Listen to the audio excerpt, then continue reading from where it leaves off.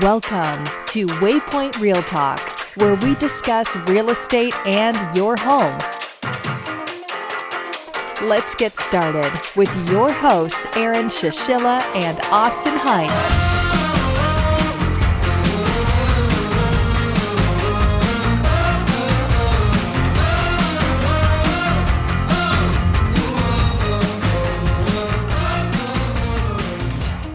Hello, everyone, and welcome to Waypoint Real Talk. My name is Aaron, and today we have another awesome podcast for you today, talking about issues with older homes. Now, today we have Jane McCroary from RE/MAX Metro. Jane, can you give us a little bit of an introduction to yourself? Yeah, absolutely. I'm a little bit of an odd duck as far as realtor background goes. I've been licensed for 5 years, and I work with RE/MAX Metro, which is an awesome brokerage.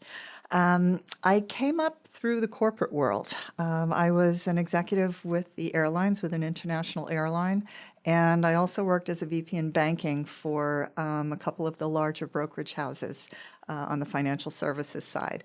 So with a good recipe for sales, marketing, and service under my belt, I decided that I'd prefer to be in business myself, and I've always loved real estate. I was an investor for long before I got my license.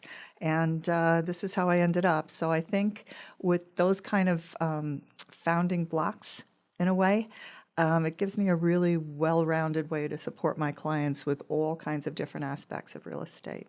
And you were real estate investing before you even became a realtor. Yeah, the idea, we're originally from Long Island, my husband and I. Oh, wow. And we always wanted to move to Florida. And we ended up buying our first property on the Gulf in Clearwater, and we thought, that would be where we would be coming when we moved. And then the market took off. We took money out of that one. We bought one in St. Pete Beach, and we ended up falling in love with St. Pete Beach. So we've since sold the Clearwater one, did well, and we ended up in St. Pete Beach. That's awesome. So now you've been a realtor for 5 years. And how's it been going? You've been selling in St. Pete Beach generally, or? No, all over, really, all over Pinellas County, wherever my clients ask me to go. I've even gone down to Bradenton and Palmetto on occasion if sometimes they just want to work with you in particular, right. And so, you go. And I sold in Brandon as well, up this way, Tampa. So I mainly focus on the beaches from Clearwater down to Tierra Verde and everything in between.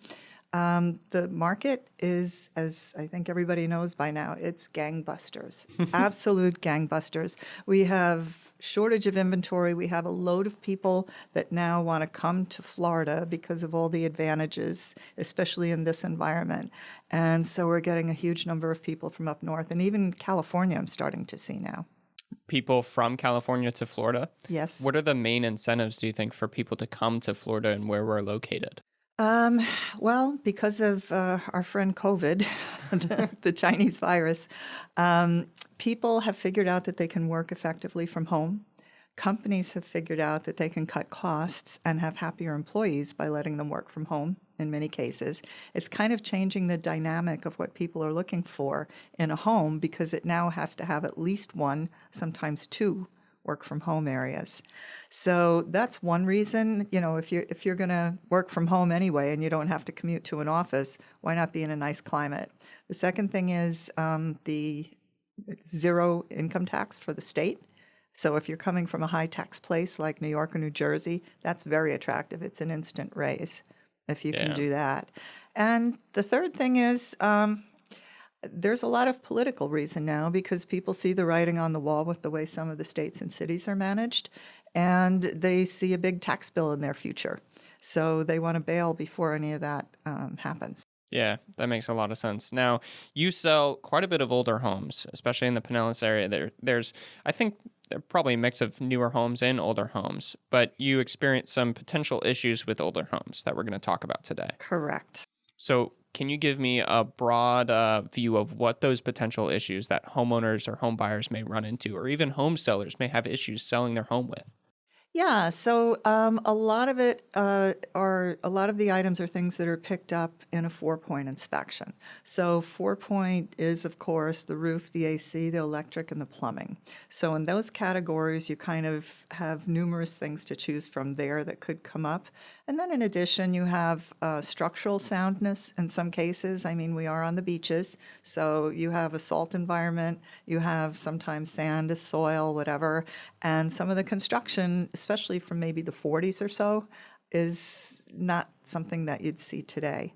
So looking for those kind of issues, you need sometimes special kinds of inspections. And those are things that I talk to my clients about and make sure that they're informed and that they know the options, so that if I recommend a certain kind or I suggest, that they're informed enough to decide for themselves if they're going to go for that. Right. So talking about the first one, which is electric, one of the potential issues, especially on the 4-point, what do you see as the barriers to entry or the barriers for sellers to sell their home with issues with their electrical? Well, one of the things, if I do encounter a listing for an older home, let's say 40s or 50s, one of the things that might be prudent to do is to for the seller to have their own home inspection and see what's going to come up, because you don't like to have surprises down the pike when you have a buyer that wants to buy the home and everything. So if it is an older home and maybe they haven't updated it as much, that might be a good thing to do, a good starting point. One of the things that I came across on the beaches, for example, it was in a home that was built in the 40s, and there was something called knob and tube electric. I hadn't come across that before, so it had to be explained to me. And I remember the reaction of the inspector cautioning and saying, this has to go, it's just really not safe. So could you just elaborate more on that? And Yeah, so knob and tube wiring was really common in the 40s. And basically, it's like a cloth wiring. And they call it knob and tube is because in the attics or the crawl spaces, they had little knobs and tubes to way they routed the wiring around the house. Now, generally speaking, it's not like it's an unsafe wiring, but the problem is insurance companies. Now people have altered the wiring and they weren't professionals. The wiring is now, say, chewed on by rats. Say it's now in general just older and worn, like the cloth starts to tear apart. So it's those aspects of the wiring that insurance companies are just not okay with. yeah. And with that, people can't get insurance on the homes, and there's a lot of risk involved when you're taking on a property that a non-professional works on the wiring for that house. Absolutely. And I think that's such an important thing for both sellers and buyers to know and to understand. Sometimes they're not even aware. So that's one. And then also along that vein, as far as wiring, we come across a lot aluminum wiring. And I believe that there are fixes around it where you join it with some copper or something like that, but maybe that's something you could educate me on as well. Yeah, so the aluminum wiring is basically if you take two different metals, one expands and contracts at different rates. So when you have copper and aluminum mixed together, they expand and contract at different rates, and it can create loose connections. Those loose connections have the potential to arc. So the remedies to that are Alumicon connectors, Copalum connectors, and they basically fix those connection points so that way you don't have those loose connections. Now, on the other hand, there are some insurance companies that just say, well, we want the whole thing replaced. So it's kind of up to the agents and the home buyers and the sellers to kind of decide what route is going to be best for me. Can I afford to fully replace the wiring to copper? Or is it just, do I go the cheaper route, which is just replacing the connections? And am I going to be okay with that? Because the insurance company in the future could just say, you need to replace everything. I'm not going to accept the connectors. It kind of just depends. And then some of the things also with the older homes, and I've seen this in particular with some of the aluminum wiring, is the type of panel that they have. Yeah. And I think there's kind of a short list of panels that an inspector would just say, this panel's got to go. It's on the list and it needs to be a different panel. So what was the story with those? Yeah, so some electrical panels, when they were installed, were okay. However, it's come to find there are some now recalls for specific panels. There are some panels that the breakers don't trip when they should. There are some panels to where You could have arcing issues or overheating issues. So we actually on our website have a list of those specific panels and descriptions in each specific one. So you can dive into each specific one and find out how to identify which panel I have and what kind of potential issues I'm looking in. In most cases, when we look at these electrical panels, sometimes we find issues with arcing. But again, it comes down to getting insurance with the property, and is my insurance company okay with it? And what am I personally okay with when I buy the property? Yeah.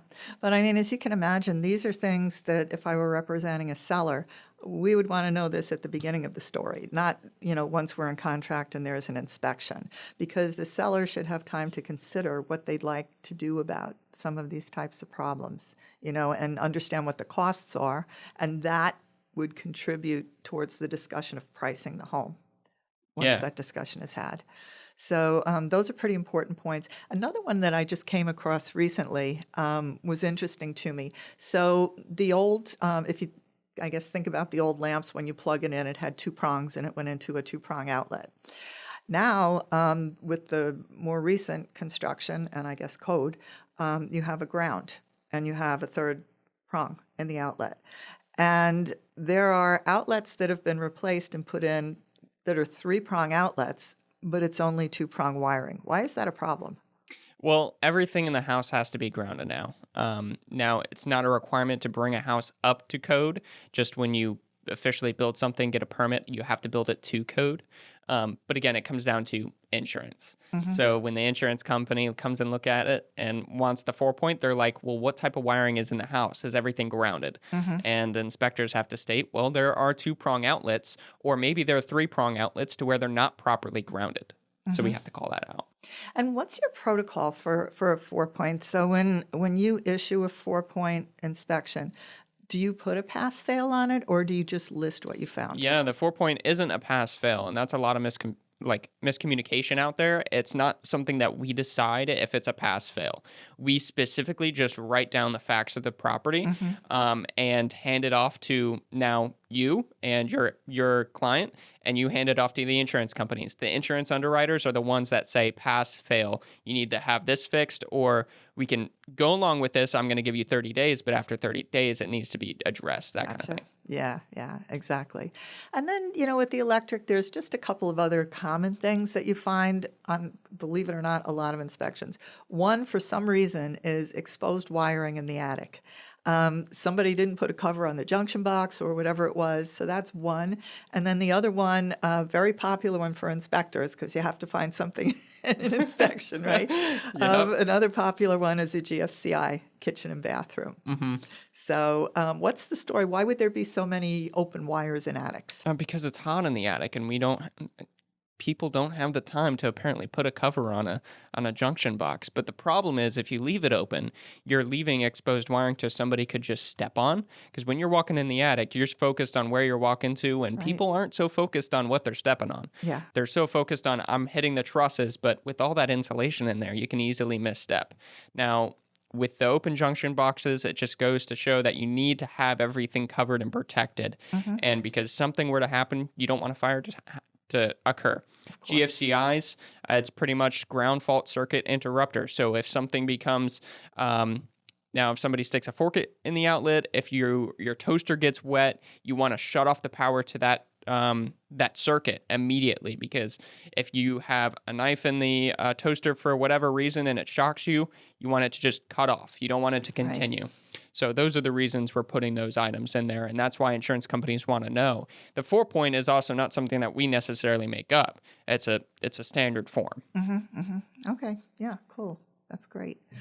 One other thing that I ran into with 2 properties recently, and that was an easy fix for the owner because it was on the electric company, but it had to do with the wires coming into the house.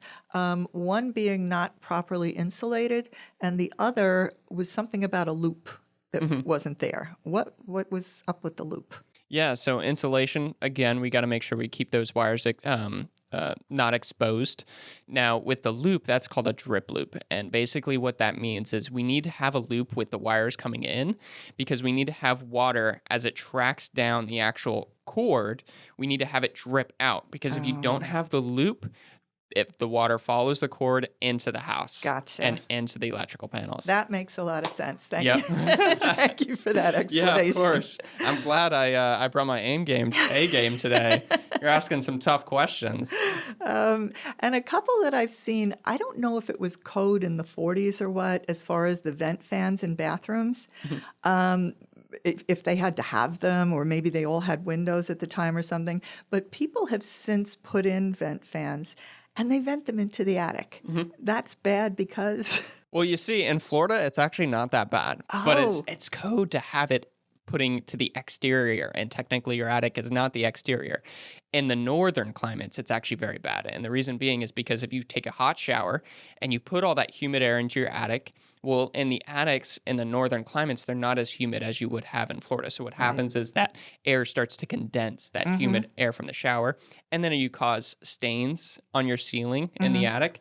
You cause mold growth because now you have really humid air in your attic, and you can just get everything wet in there, which you don't want to. Now, in Florida, some people say, well, our air is already super humid. It's not just going to condense like that. Right. And I don't want another hole in my roof. So I'm just going to put it in the attic, and it's just going to go off into the regular humid air that we have in Florida. Got it. Okay. That's a good explanation. Thank you. Yeah.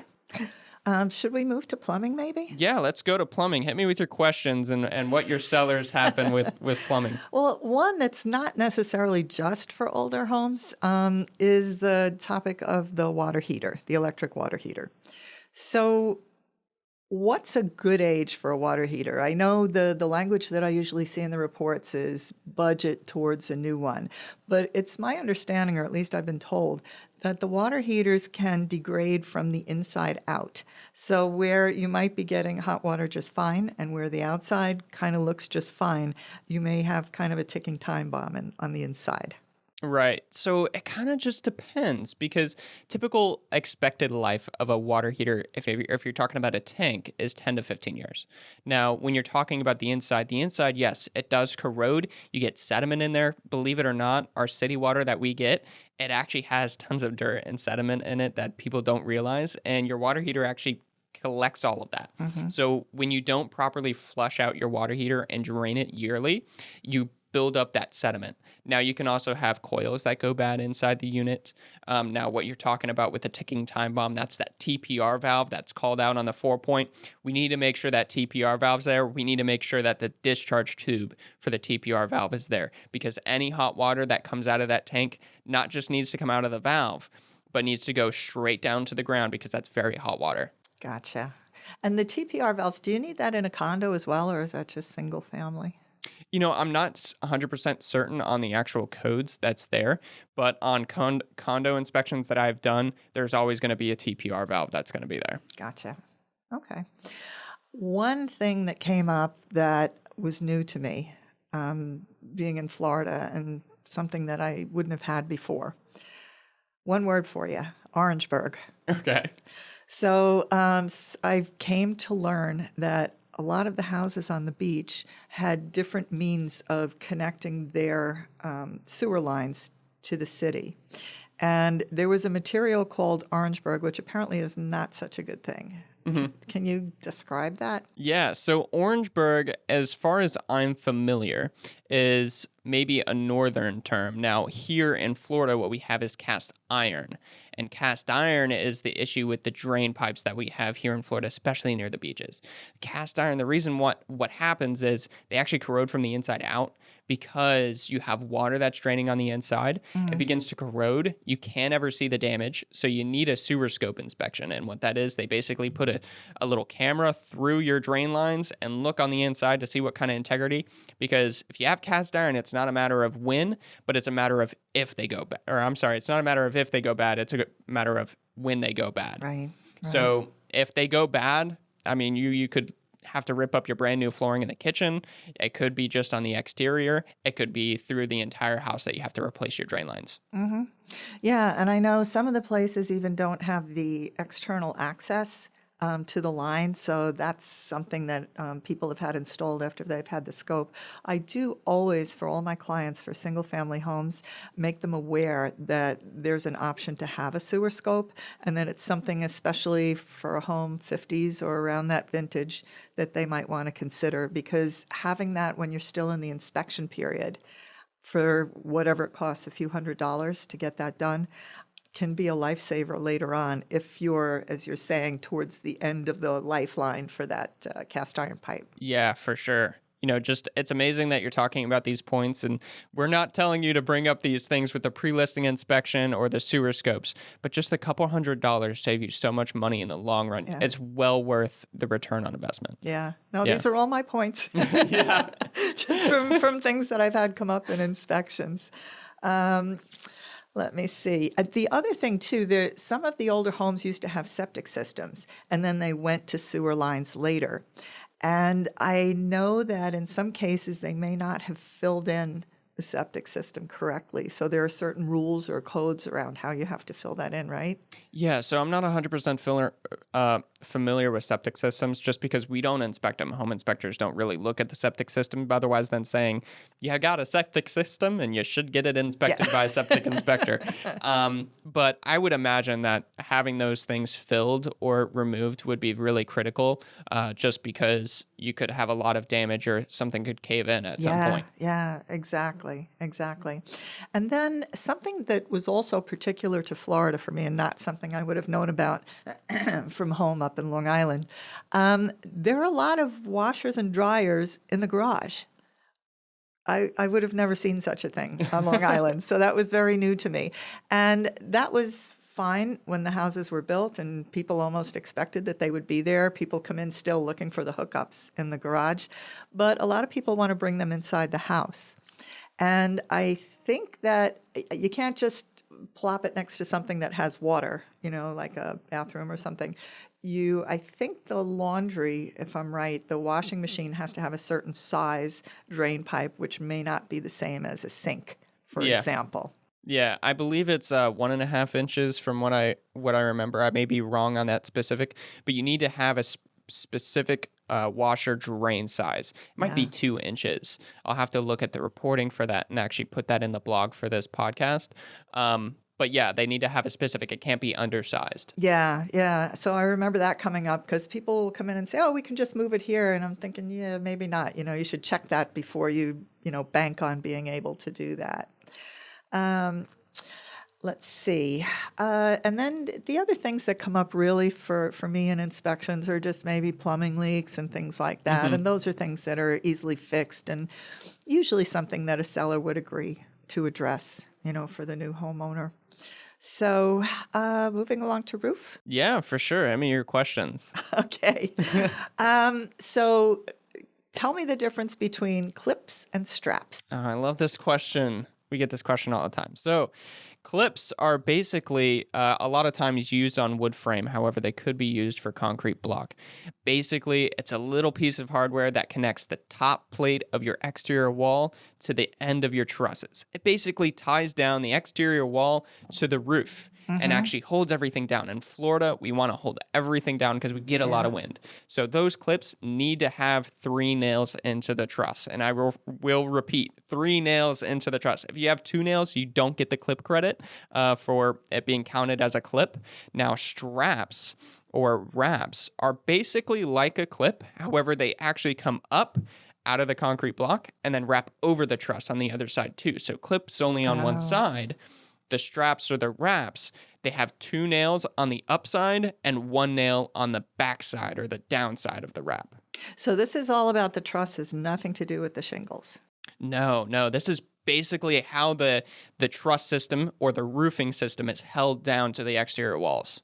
Excellent. Okay. And there are insurance credits for having those, right? Yeah, exactly. So here in Florida, and I know a couple other southern states have the wind mitigation inspection. We have the wind mitigation inspection where each question is an available discount to home buyers.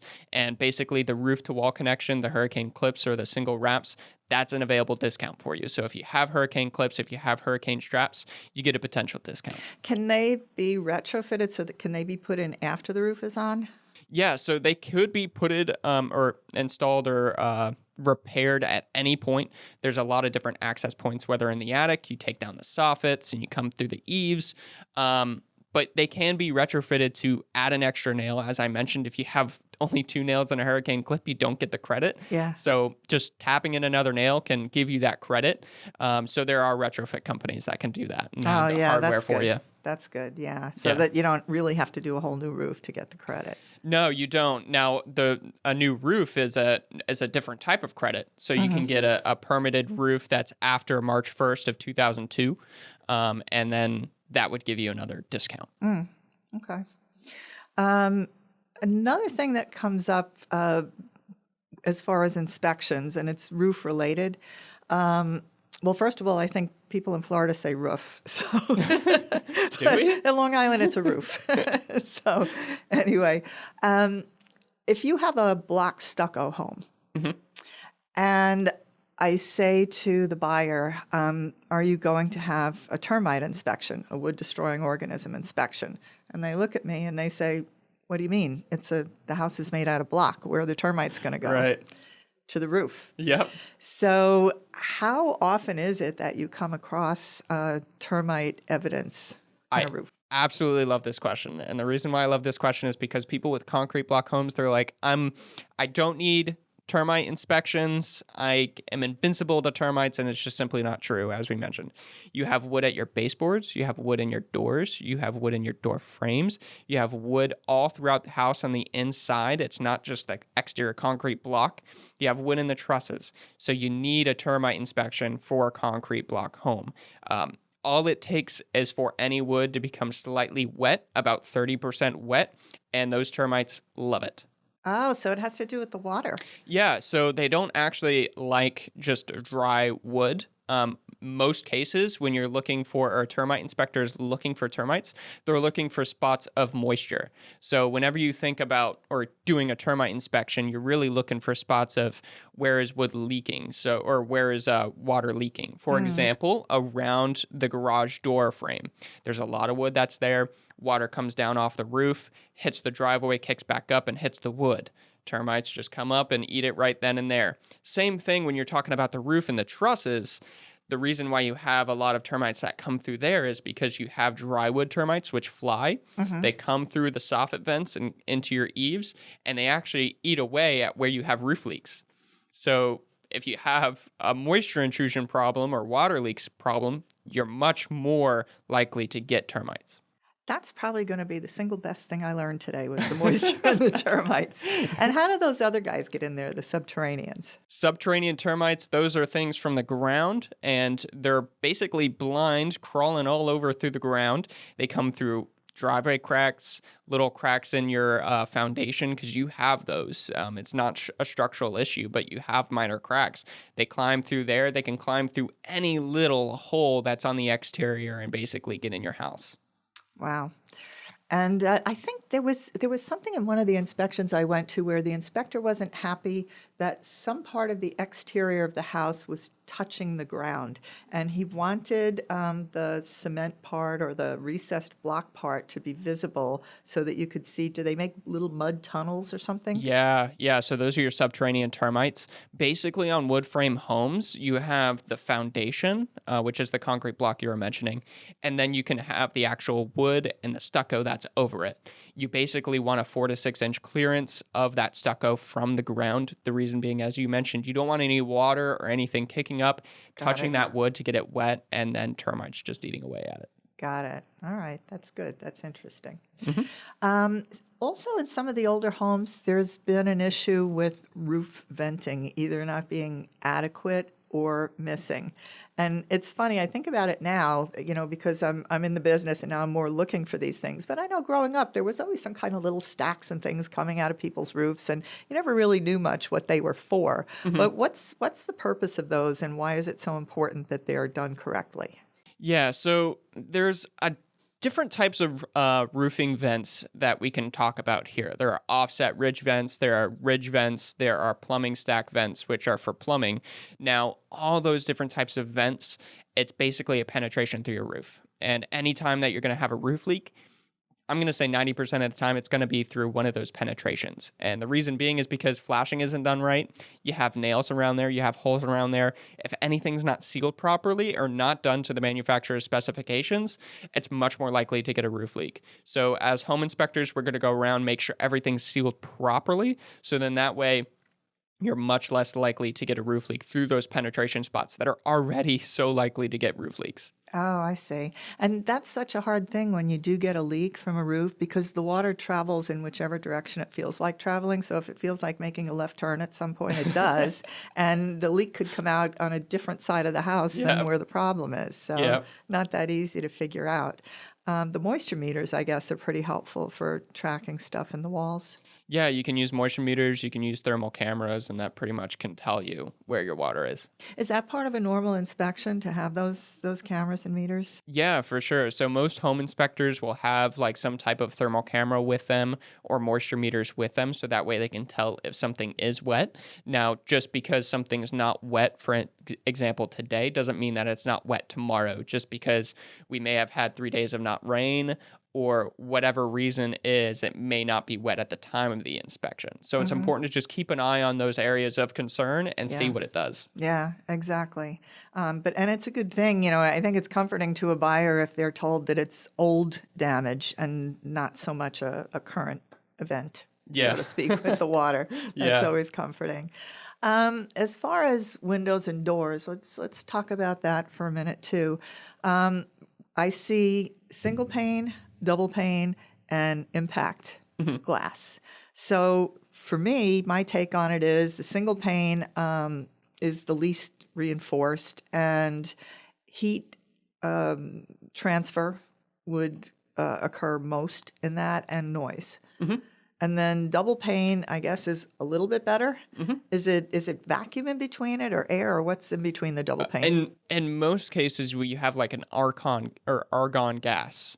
And basically that gas is prohibiting the heat transfer and less of the like the UV rays that come through that window. Now, it depends on the specific window that you purchase because there are different types of double pane windows, some that have that argon gas and some that don't. So it all just depends on the type of double pane window, but the double pane window is going to be more efficient. It's going to have less noise that comes through and less heat transfer, compared to the single pane. Now, you also have the impact ones, and those are the ones that are going to be counted for your wind mitigation credits, with the hurricanes coming through. So for your wind mitigation credit, let's say you have all impact windows. What does the specification have to be for the front door or side door?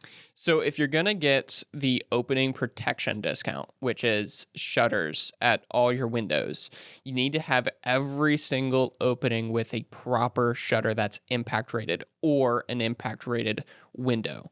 Now, there's two parts to that. So it can be kind of confusing is because you could have all the windows protected and receive a discount. So if you have window inserts on your garage door, those little windows need to be protected. Or you can have everything protected. Even solid doors could be impact rated or have a shutter on them. And that could give you another discount that's even better than the just windows or glazed openings. And for the impact rated door, let's say that you bought a front door that was impact rated. Does it have to open out from the inside or does it matter?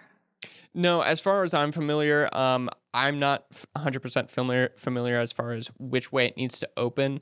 For wind mitigation credits, it all matters is it impact rated? Do you have a shutter that is actually proven to be impact rated? Got it.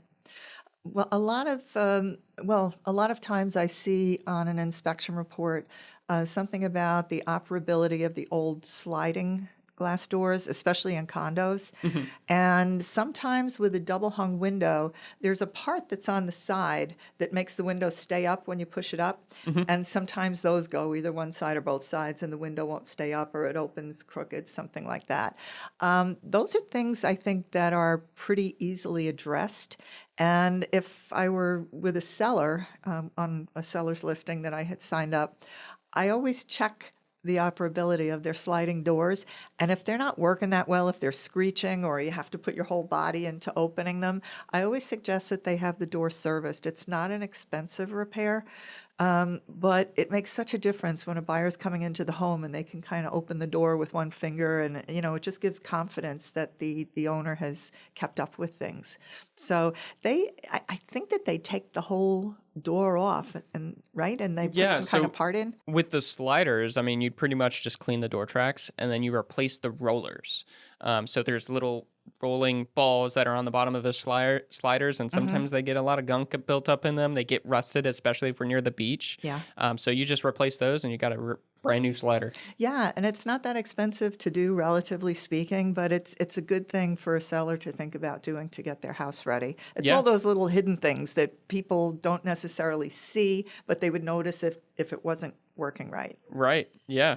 And those parts on the side of the windows, so how does that work in the window? Do new windows have those too, or is it just the older ones? No, so new windows have kind of like the same thing, that the actual mechanical function is a little bit different. But pretty much it's one of those things like the rollers of your sliders, to where you can hire a guy to do it for you, to replace the actual piece that goes in there. And he'll take 15 minutes, 30 minutes to do it. Or you Yeah. could do it yourself on a Saturday and spend half the day. Yeah. Oh.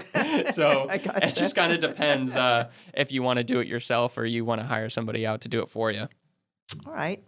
Let's see. All right. So the other 4-point item Yeah. is air conditioner. Air conditioners in the attic, air handler in the attic, I should say. Why would somebody put it up there? Is it just a space thing, or is that a good location for an air handler? In my honest opinion, I don't think it's a good location for it, especially here in Florida.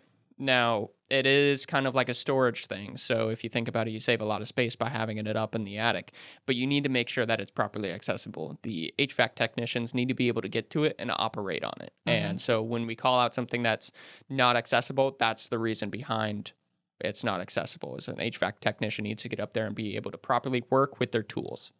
I have a closing, as a matter of fact, this afternoon on a house that had that kind of a problem, and we had to get a path Really? to the Yeah. air conditioner. It was completely on the other side of the house in the attic, so the inspector said, not going in there. That was it. Don't want my feet through the ceiling. Yep. I know that one of the tests that's done when looking at air conditioners is a differential between the hot and the cool. How much does that have to be, and why is that important in the system? Yeah, so sometimes there's a little bit of leeway. Some inspectors may say it's 26 degrees. I like to go off of 14 to 24. That's the standard of practice that we use, that I suggest.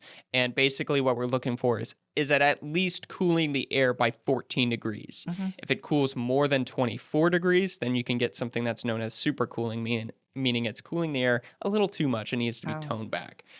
So if it's not cooling the air enough, you're going to be a little warm. If it's cooling the air too much, you may not be taking a lot of the humidity out of the air because the unit's not running as long. And there's other issues like damaging the unit that could happen as well. Yeah, one of the things that I talk to my buyers about when they're looking at the air conditioning, especially in a larger or more expensive home, is to look at the returns. Because when the original AC systems were put in with their vents and everything, as I've come to find out, there was usually just that one return by the air handler, which is where the air gets sucked in. And I've come to find out, too, that you can make the systems more efficient if you reduct. I mean, if you're tearing the house apart anyway, you can talk to your AC technician, excuse me, about reducting. And this way you could get a return in a room that's maybe remote further down the line with the vents and get some more efficient cooling that way. Yeah, for sure. I mean, if you imagine it, you only have one return on one side of the house. That return is working so hard to suck the air that's on the complete opposite side of the house. And in older homes, they just don't have those kind of returns. So in newer homes, they have those systems built up to where if you have the master bedroom across the house and you keep the door closed, well, you need to get the air out of there somehow and kind of cycle it around into the system. So that's how they do it. Right. And I know sometimes I've seen once in a while where somebody decided that they didn't like the closet door that was in front of the air handler, and they put a solid door in front of it, which is completely bad. If you want to exhaust your poor air handler, get a solid door, I guess. Let's see. All right. Substances. Yeah, let's get in. I think we have lead paint, right? Yeah. So we have to do anything built before 1978. As a realtor, I have special disclosures, and I have to give the client a brochure. And we have a special disclosure from the seller if they have any knowledge or reports about lead paint. What does a lead paint test look like? Does somebody come in and scrape paint off the surface of something? Yeah, so at the actual test, I'm not 100% familiar with. Austin might be able to speak on this, but basically, we need to capture a sample of that paint, and then you need to send it off to a lab to actually test the paint to see if it's lead paint or not. Basically, the problem with lead paint is if you breathe it in, you could get lead poisoning. So a lot of times people leave lead paint on the house and just paint over it, unless it's flaking a lot. Then you might need to have some type of remediation. Got it. Okay. And then also there's a special kind of inspection for fungi and mold and different substances like that. That's a specialized inspector, is it? Or do you do that as well? No, so most home inspectors can do that type of testing. And basically, it's just called indoor air quality testing or mold testing is what they'll call it. So you can do two different types. You can have like a swab test, which is basically like a Q-tip and you stick it in a little vial and send it off to a lab. The other way is you basically have like a little vacuum that sucks in air and captures the little spores of the air on a little slide, and you send that slide off to the lab, which kind of tells us what's in the air and how much mold is in the air in comparison to the outside of the house. So if you have a mold problem, you're going to have a lot more mold on the inside of the house than you are going to have on the outside. And I think one of the things one of the inspectors said to me too is if they found a different species inside the house than what they found outside, then that would tell them that there was some kind of a problem inside the house generating mold, I think. Yeah, so different species of fungus can cause or be sources of different problems. For example, if I forget the name of one, I think it's aspergillus. I'd have to look at a report to remember. But specific types of fungus and microbial growth can be the cause of like water intrusion, for example, or vegetation could be another source. Right, right. Yeah, so, I mean, it kind of depends. I think some of the buyers, especially if they're from out of state, they're a little bit unsettled with the fact that there's going to be mold in every dwelling in the entire state of Florida, some level of mold, Yeah. and we just want to know if it's worse than outside. Yeah. And explain it to them that way, and they kind of look at you, really, that it's okay. Yeah. I mean, I guess so. We all live in it. It's Florida, but Yeah. it's a moist environment, and it's very different, especially being on the beaches with the salt. There are different things that happen to structures and all with the salt too. So I know, for example, there's one apartment complex that I work in. They're doing a major renovation to stucco and all, and they're also doing the walkways and balconies. And one thing that was interesting to me was that the water, whether it's water with salt in it because it's a waterfront community or whether it's rainwater, if people put tile on top of the slab of their balcony, that water can penetrate the grout and over time potentially degrade the cement and get to the rebar that's in there. And so what that particular complex is doing now, as they go through the different balconies, they're putting on a material, it's just a solid coat material. I think the one they're using is gemstone or whatever. And they do something with a membrane. So that whole thing has changed from when they put up the buildings 30 or 40 years ago. Do you ever come across rebar issues when you're looking at people's balconies? Do you check for that? Yeah, so something like that would be very difficult for us to check. And the reason being is because we just simply can't see it. Now, if it's an age issue that's going to be on the beach, obviously there are going to be some signs that we're going to see a little bit of movement. And that's where we're going to kind of get our hints to, yes, there's a problem and you need to have an engineer come out and to inspect the property to see what's going on. But definitely with the salt air, I mean, it just eats away at everything so much faster than you would be on, like, say, Central Florida. Actually, that reminds me of another question, going back to the air conditioners. So I think it used to be that you could replace one component. So if the air handler went, you could replace it and you didn't have to do anything with the condenser on the roof or whatever in an apartment building. Now it seems like it's required that you replace both at the same time. I think it has something to do with Freon. I'm not 100% sure. Does that sound familiar? Yeah, so there is a Freon requirement to basically some air conditioners can only work with one type of Freon. And there's newer ones that require the new type of Freon. Honestly, I think it's called 410A is the newer type of Freon. And that one is going to be more efficient. It's going to be one that is way less expensive to maintain compared to the R22 Freon. That's going to be in your older units. So, and let's talk about just maintenance of those systems for a while. So you mentioned before on the water heater, having it flushed once a year. Who does that? A plumber? The water heater? Yeah. So a plumber can do it. Homeowners can also do it. There's tons of DIY videos online. Oh, okay, cool. Yeah, Yeah. because that I hadn't heard before either. And then as far as maintaining the air conditioner, what's the best way to keep the air conditioner running well and extend its Yeah, life? so we have tons of blogs on this on our website. Replace your air filter. Get a good air filter. Some people say like, oh yeah, I have the washable filter or have the, the little cheap filters from say Home Depot or wherever that you bought online. Get a really good filter. Change it out every 1 to 3 months depending on how full your house is. Make sure that float switch is clear, the condensation line's clear, and there's tons of videos on that as well. And pour vinegar down it every 3 months. Get a service in with an HVAC technician twice a year, once before summer, once before winter to make sure your heating system's working well. And if you do that, you're really going to maintain your unit for a long time comparison to most people. Yeah, one of the things that I noticed, some people want to do renovations, when they buy a place, they just want to make it their own. And people don't think about changing that filter in the air conditioner. When you've got spackle and sanding and all that stuff going on, tile cutting or whatever it is, there's so many different kinds, flavors, colors of dust in the air. Yep. And that poor little filter, that'll be dirty after 5 days. Yep. So that's a really important thing, I think, to change if you're doing construction. So For you don't sure. choke out your system.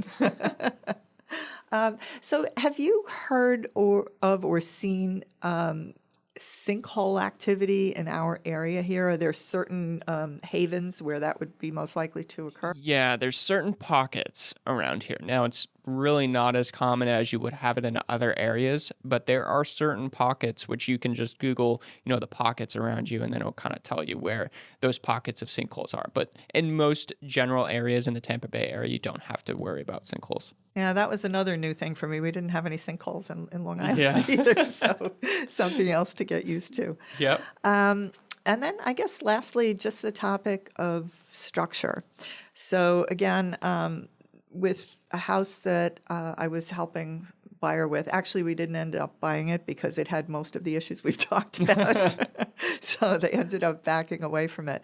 But it was really interesting. It was in St. Pete Beach, and it was from the 40s, and the house was built on piles of cinder block, at certain places underneath, and then there was an open crawl space underneath the house. So you had, a pile of cinder blocks in each, not a pile, but a stack of cinder blocks in each corner, and then somewhere in the middle to support certain things, and that was it. And some of the cinder blocks started cracking. I don't know, salt, settling, whatever it is. That's a whole big deal. It's jacking up a house and replacing those things. So that's a really, really serious thing to look at. Yeah, and the problem is most people don't even ever look there. And flippers, especially ones that are just trying to make a quick buck and not actually take care of the future homeowner, is they're not concerned about it. So as an inspector, we need to make sure we can get into the crawl space or mention that we can't get in there and need to look at those piers to be able to see what kind of structural damage there is, if any. So for a situation like that, I actually recommended to them to call in a structural engineer to look at it because I was that concerned about it, actually. And he came and he looked at everything, and that was kind of a head shaker, So the buyers were very disappointed, but I think at the end of the day, they hadn't counted on that magnitude of expense in buying the place and what it would cost to fix it. Yeah, it can be very expensive. And the reason being is because it could be so difficult to get there in the first place. Yeah. And then the materials involved to actually jack up the house. I mean, you have to go underneath everything. You got to jack up the house and then do your repairs and then make sure it's fitting all good. And then even so, you got to think about, well, what kind of guarantees is the structural engineer going to give me after he does the repairs? He may say it's a 2-year guarantee that the house isn't going to fall down. And then after that, you might as well get another inspection to kind of think about how's it looking. Well, I got to tell you, I have such admiration for the inspectors for the things that you have to do to go in and do a proper inspection on a house. I mean, between crawling around in a hot attic when it's outside 90 degrees and there may or may not be a breeze, but inside that attic must be brutal. And maybe there's insulation, fiberglass, whatever, that, you're battling that stuff. We won't even talk about creatures and critters because I don't want to. And then the other thing is the crawl spaces. There's no amount of money that you could ever pay me to go anywhere near a crawl space. No. And I would see something, I'd bang my head, I'd be unconscious, and whatever it was would bite me, and that would be it. So, but I think that when the engineer came, he had these elaborate cameras and mirrors and things that to put under there. So there's really a lot of tools of the trade to get into those places. Yeah, there's crawl bots that they sell. You can have little go-karts with cameras on them and use a remote control to kind of control the whole thing. You can get a little GoPro on a stick and all types of different tools and that kind of thing to make it a little bit more safe for us people, because not all crawl spaces are that safe for us to go in. Yeah, exactly. I mean, you don't want to be under there and then the house isn't stable or something too. You'd be like the Wicked Witch. That wouldn't be good. That would be a bad day. So, Jane, I appreciate all these questions. These were some awesome questions. You're obviously very knowledgeable about real estate. So thank you. That's because I've worked with good inspectors. That's awesome. Well, I appreciate you coming on. If you have any questions for us, you can be sure to leave them in the comment section below. I'll leave Jane's information in the podcast description, in the blog, on the YouTube video, wherever you're checking it out. Be sure to check out Jane from Remax Metro. Jane, thank you so much for coming on this podcast today. Thank you. All right, awesome. Thank you so much, everyone.